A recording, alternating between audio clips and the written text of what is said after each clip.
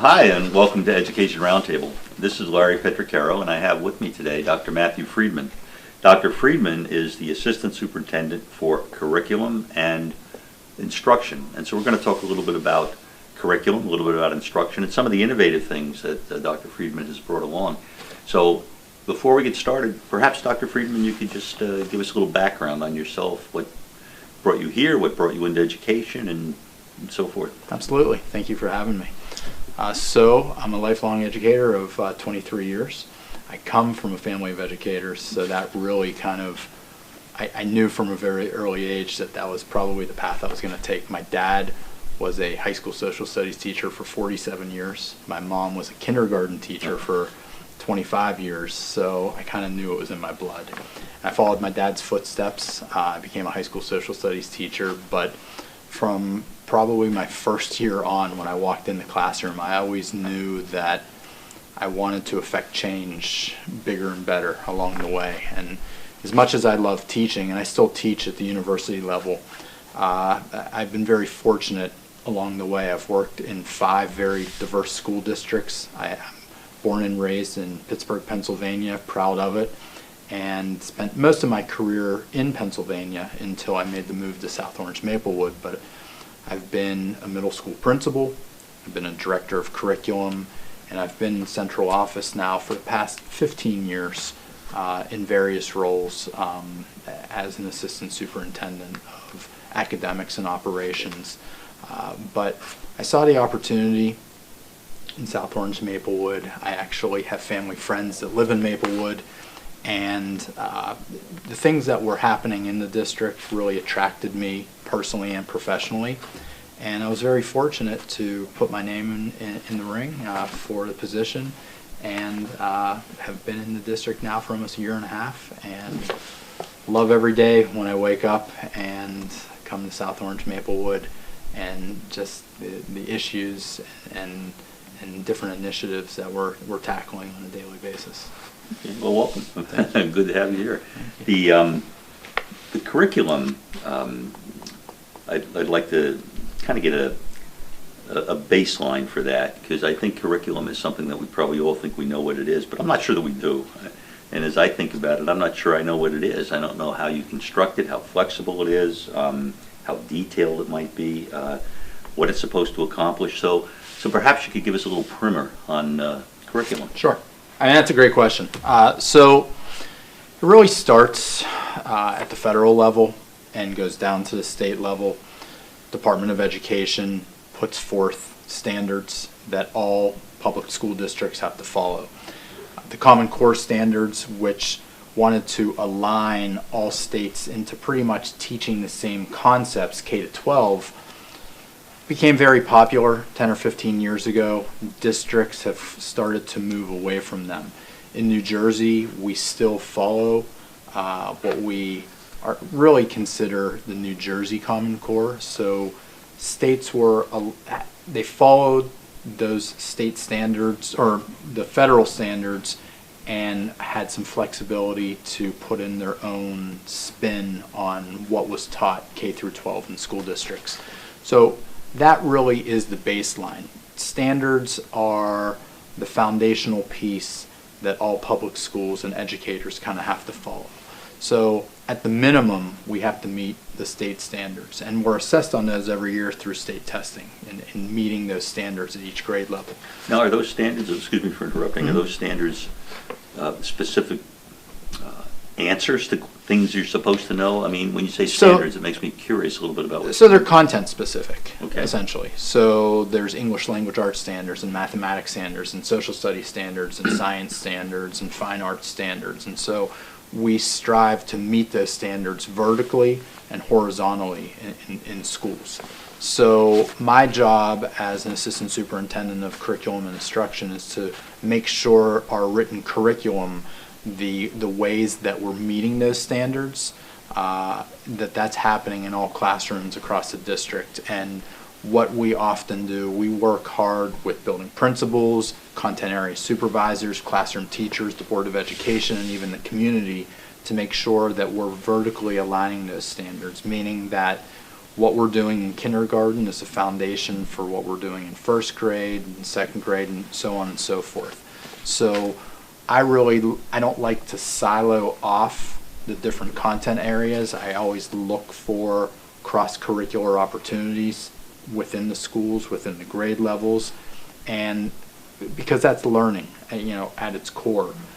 In life, we don't, just focus on mathematics or science or social studies or English language arts or even fine arts. So blending them all together and looking for those opportunities, K to 12, is important for any district. But that framework of the standards allows parents to understand what the roadmap is, it allows teachers, it allows administrators, and it allows students to really see where we are and where we're going. Okay.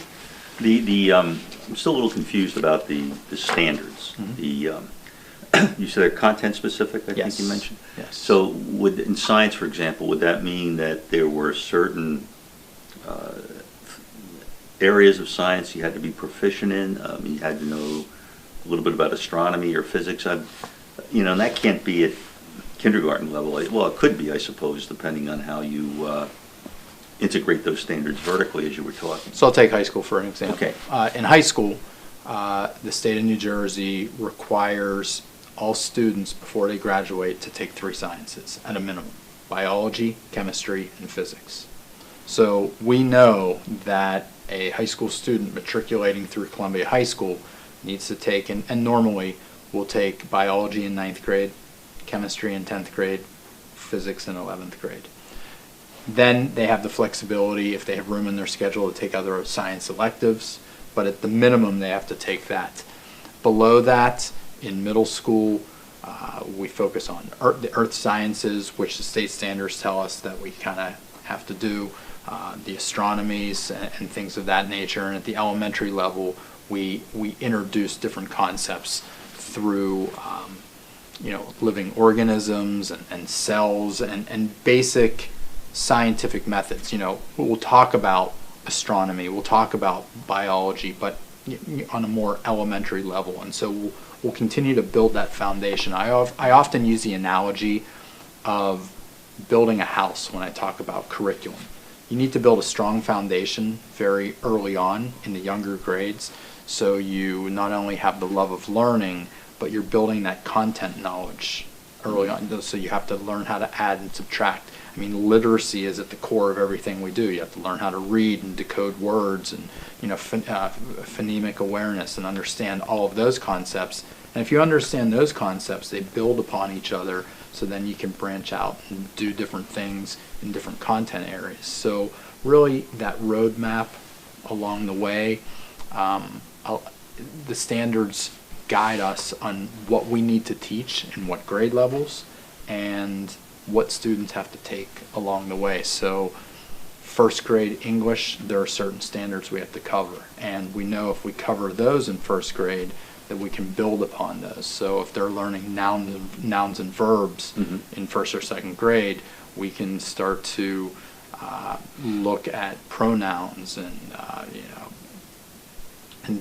different curricular concepts that kind of build on sentence structure and literacy. So every year the depth gets a little bit more, the rigor gets a little bit more, and by the time that they leave in 12th grade, if they matriculate through our school system, we know that we can look back and look at the state standards K through 12 and feel confident that at a minimum they're walking away with those foundational concepts and skills that the state says that we need to have them learn.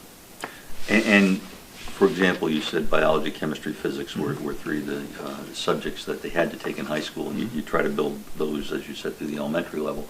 And it was interesting, you also said that you try to, I guess it's almost like cross-pollination with like literature and math, and so you try to integrate those together. That's you call horizontally? Well, so that's horizontal learning. So that's really, it's referred to as interdisciplinary learning. Okay. So for example, it's an easy connection to make between math and science. There's so much mathematics in a lot of the science that we do. And then there's easy connections between English and social studies, for example.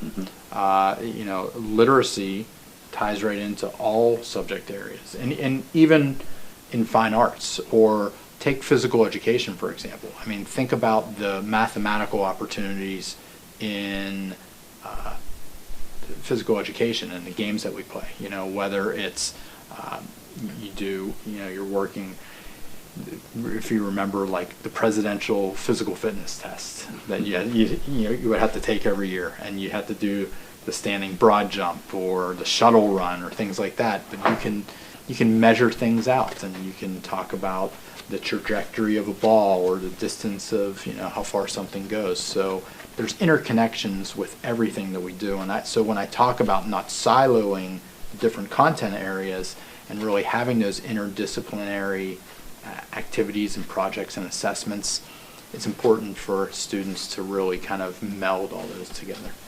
So let me go back to science again, or math, it doesn't matter. Okay. So would the standards say you have to teach, I'm trying to get a handle on the what it leads up to. Just taking biology, for example, I'm sure that's not the end of it. You read a book about dissecting frogs and you're finished. There must be more to it than that. I'm trying to kind of understand, when you talk about standards, what you expect as a minimum that they would know. Is there like maybe 5 things you would divide into biology, like cells or classifications of animals or something like that they would have to touch on? Yeah, I think it depends on the content area. So let's go back.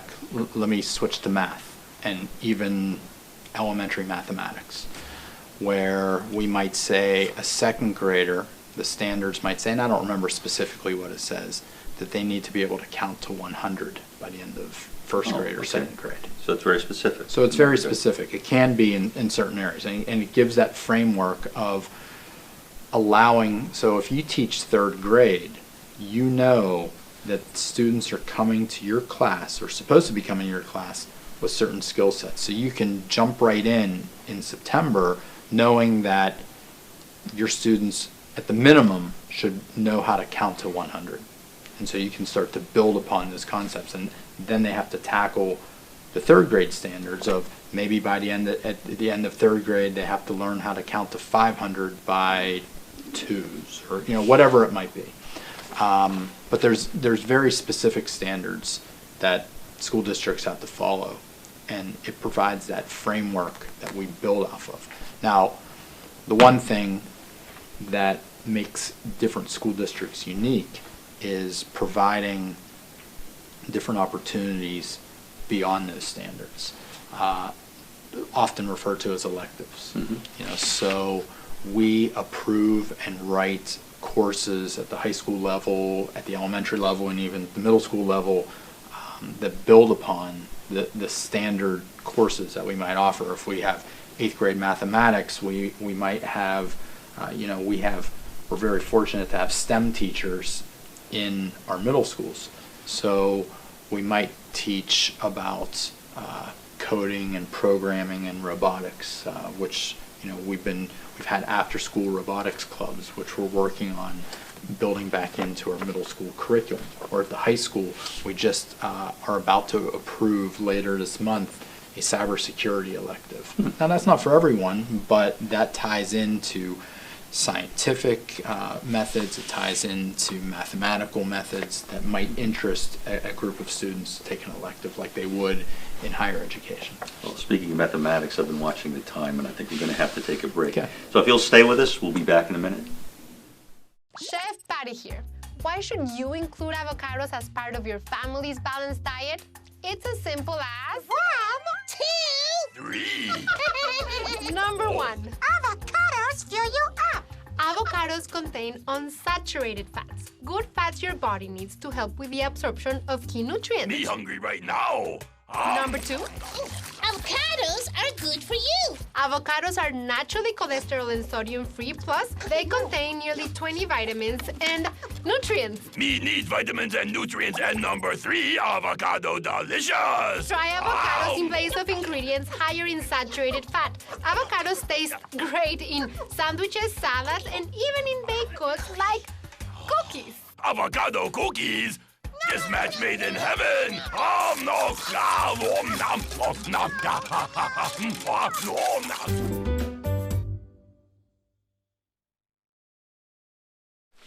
Hi, and welcome back to Education Roundtable. This is Larry Petraccaro with Dr. Matthew Friedman.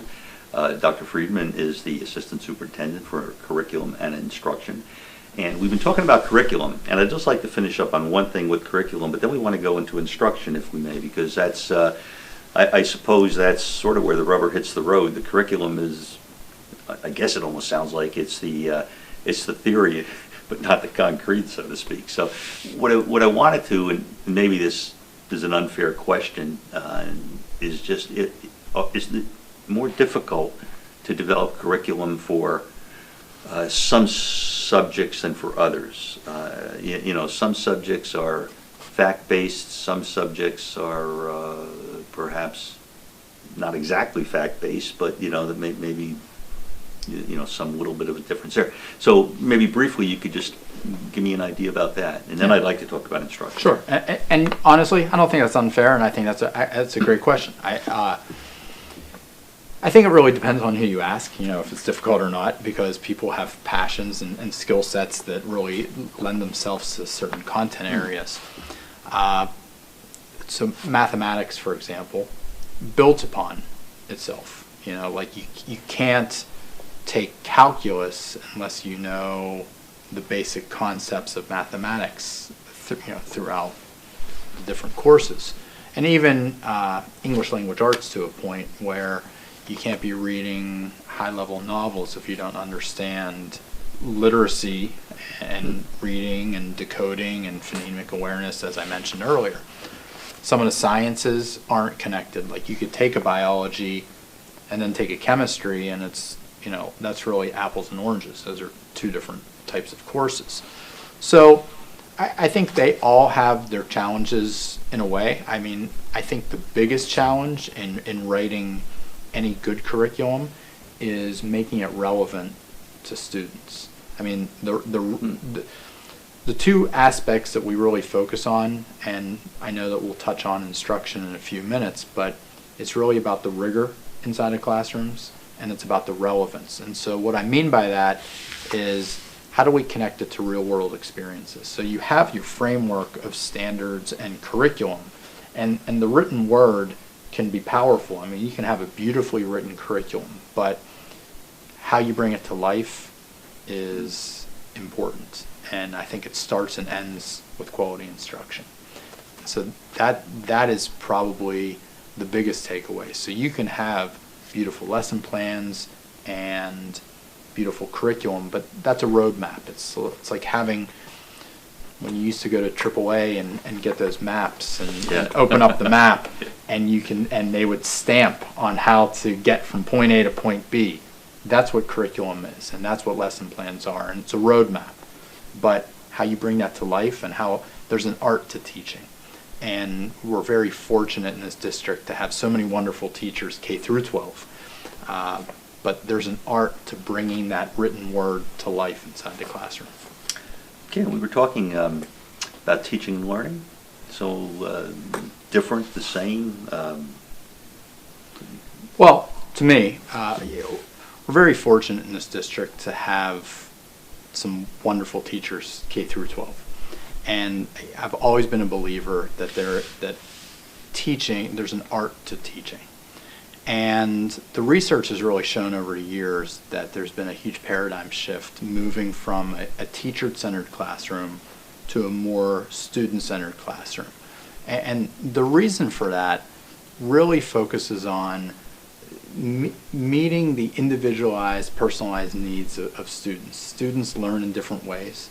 Some are auditory learners, some are visual learners, and it's not a one-size-fits-all. Like at one time we thought it truly that was the best method.